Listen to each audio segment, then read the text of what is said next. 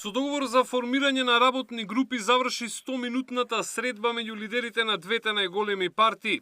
Првиот човек во опозицијата средбата ја оцени како добра и конструктивна, коментирајќи дека премиерот го прифатил барањето на граѓаните реформската агенда да се турка со заеднички сили. Начално договоривме дека ќе работиме на начинот да формираме заеднички тела или работни групи во делот пред се на спроведувањето на реформската агенда.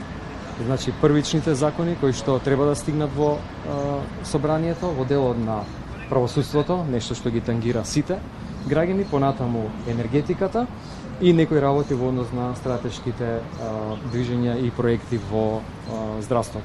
Ова е еден состанок првичен, ние се уште треба да видиме каква ќе биде таа методологија, да ја разработиме, меѓутоа мора да кажам дека има волја од двете страни.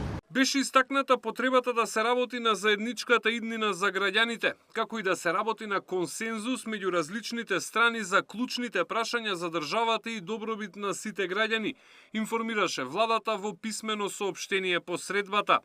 Неопходно е да се мобилизираат сите напредни поединци и структури кои можат да дадат придонес на патот за развој на земјата.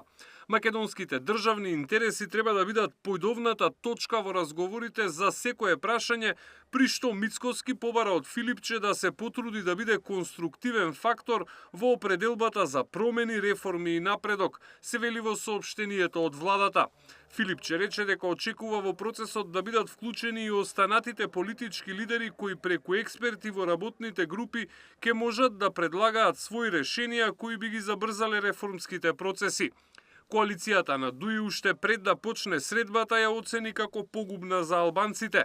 На јавна сцена денес ќе ни биде демонстрирана моноетничка коалиција чија основна цел е да го преобликува политичкиот модел на државата од мултиетничка во моноетничка демократија, се вели во нивното партиско соопштение.